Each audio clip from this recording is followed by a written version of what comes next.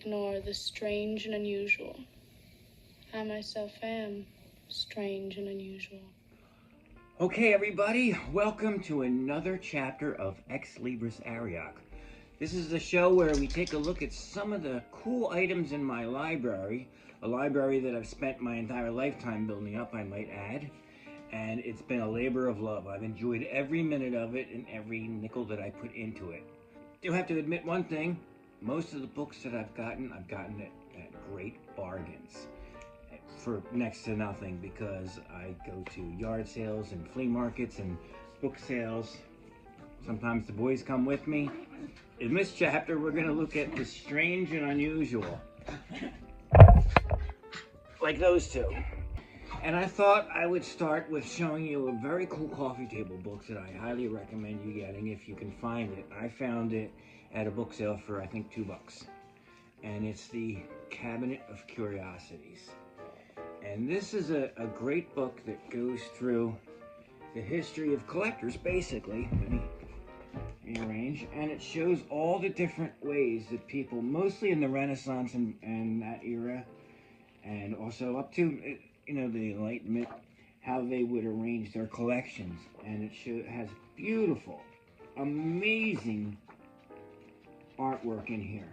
It shows, look at this. These are actual photos of some of these collections, and they kept all of their oddities in cabinets, and hence the name. And these were the first museums, really. And I'll show you close-ups of these later on. But as you can see, it's just phenomenal, and it's really inspirational. And it's also a bit sad because you see how many of these collections and how many of these gorgeous cabinets and items were destroyed because of wars and things like that, man's stupidity, basically. It never ceases to amaze me how hard we try to destroy our knowledge. It's amazing. But this is a very modern book. Let's see when this one came out. This one came out 2002. So it's not that old, but we're going to show you some older ones in just a minute. Okay, I like going back to the earliest sources that I can, and the older the books, the better, in my opinion. Will you two? Look at these two. And this one here, I haven't actually looked at in a while since I bought it. I did read the whole thing. This is a Library of Wonders and Curiosities from 1884. These books are very popular in the 19th century because it was the best way of spreading knowledge. And this has everything from natural history, different birds, whales, things like that. Okay, so this has instances of extraordinary fasting, extraordinary dreams, acquisitions made by blind persons. I don't know what that's about. Wonderful performances of people born without limbs. Okay. Indian jugglers. An account of a country in which the inhabitants reside in trees. There's all kinds of interesting things, and it's really neat to see what people knew at different stages in history and how things and knowledge expanded until the present day. And you can pretty much see how humanity goes in waves. We're smart for a while, then we get really stupid. Then we get smart again, then we get really stupid. I'll leave it to you as to which peak or valley we are in right now. Oh, look at this. New mode of telegraphy, telephone, phonograph, photophone, and electric lights. Brand new items. In 1884, all that stuff was brand new. And could just imagine if you didn't experience any of that yet and reading about it, How cool would that be? Here's another one of my favorites. It's Kirby's Wonderful and Eccentric Museum, or the Magazine of Remarkable Characters, and this is volume 3 from 1820. Look at this. It's just amazing. Museums were a pretty new idea, and they were catching on at this point in the 1820s. Basically, it was the old adage of, if the mountain won't go to Muhammad, etc. So the museums would print books and describe different items in their collections and things of that nature, but These I especially like because it has great artwork. Look at this. William Henry, called the Young Roscius. He's the extraordinary phenomenon of 1804. So whenever you can find books like this, these are just amazing glimpses into, look, history of a sleepwalker. Yeah, that was the guy that was sleepwalking forever. Of course, it is getting brittle, but I love the leather binding. And this is volume 3. I'd like to get the other volumes. Similar to this museum book, I have 3 volumes of remarkable characters. And these are among the jewels in my collection. And I'll show you why. Volume 1. Now these were printed in 1819. Look at that. James Caulfield. 1819 London. And I will show you each volume in detail, mostly towards the end of the video. But look at the binding. It still has, oh, beautiful gilt on it.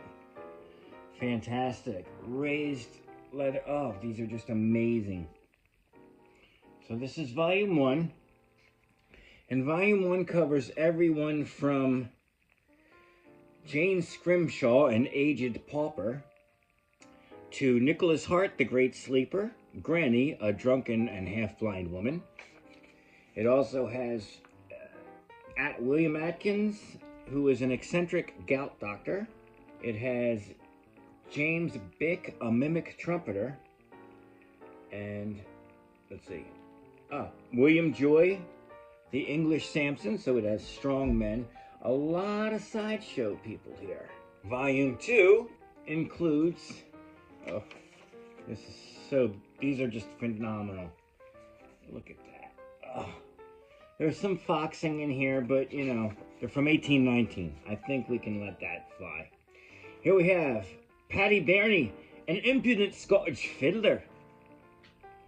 We have Isaac Fawkes, the juggler. Ooh, let's take a look at him. Page 65. And this is my favorite part of the books. Look at that. Early engravings of Fawkes, who was a phenomenal magician. Please look up my videos on him. They also have a rebel. Okay, a couple of them. We have John Morley, who was a fortunate carcass butcher. Right. I would hate to be an unfortunate carcass butcher. Samuel Chapel, he was famous for grating his bread. I guess that was a no-no back then. And it also has some nobility. James Earl of Derwentwater, executed in 1716.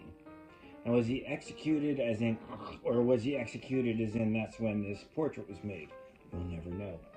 Yes, we will. We just have to read it. And finally, volume 3. And again, I don't like opening these that much. When I first got them, I was careful. It took me a long time to read all of these because I was so gentle with turning the pages. And I was fascinated by them. This one, 1820. So this came out the same year as the other one. Okay, and this includes Elizabeth Adams, a convict. Bailey Field Moore Carew, King of the Beggars. We have Crow, who is a porter to the Playhouse in Dublin. Here we go. Miss Jenny, the Pretender's mistress. Ooh. Thomas Blee, a thief taker. The stories of Margaret Finch, Queen of the Gypsies. I don't know how much they cost back in 1819 and 1820, but they could not have been cheap. Look at this. He's the King of the Beggars. There we go. Look at his pooch. Oh. Obviously, these books were not cheap back then, so I would love to know. I mean, look, they even have gilt edges. They're phenomenal. And I was lucky enough to acquire these a few years ago, and they've had a special place on my bookshelf ever since. Don't forget, at the end of the video, stick around because I will be showing close-ups of the pages in here. I just want to do it properly so that the books aren't damaged. You understand. Now, when I was a kid in school, you could order Ripley's Believe It or Not books from the book clubs and, you know, those things that go around in schools. And these were the first things that I would get every single time. I loved these. I mean, this one here, I remember buying this. I remember getting all of these when I was a kid because the strange and unusual really fascinated me. But this is where most kids start out, you know, because it's got cartoons in it and all that. And then from these, you learn about the museums, you know, the Ripley's museums. You go to them and all that and have that kind of fun. Also, the world's records, Guinness, a classic, something that every kid has in his library. You know, we always looked up the two twin brothers on the motorcycles and, you know, the longest worm and the guy with the longest fingernails and stuff like that. And, you know, of course, being a magician, that stuff interested me too. Every state has one of these books. They're really interesting, especially if you recognize some of the places like I do. Hi, Bean. Okay. Every library needs a dog. Then you can get the different weird histories, stuff like that. I really enjoy because, you know, it's like the weirdest trivia, little known facts that are the most fascinating. Now, a lot of these books you find in the reference section of your favorite and hopefully local bookstore. And there's no lack of information out there.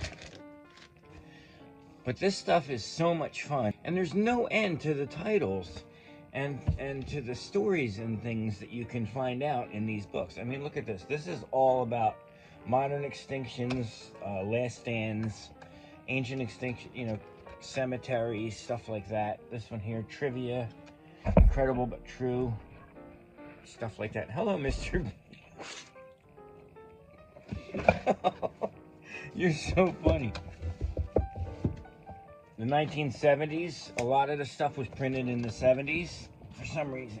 I think that's because that's when, you know, like Chariots of the Gods and all that stuff came out. And then I bought these. Every time these pop up at a sale, I'll pick one up. And, you know, I probably have like several copies of each of them.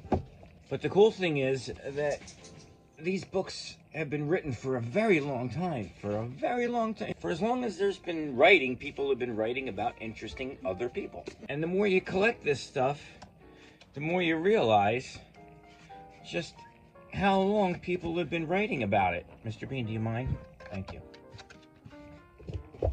Now, as you probably guessed by now, I prefer to go back to the original sources, or as far back as possible, especially when it comes to, you know, oddities and things like that. So we're going to take a look at some of the older items in the collection right now.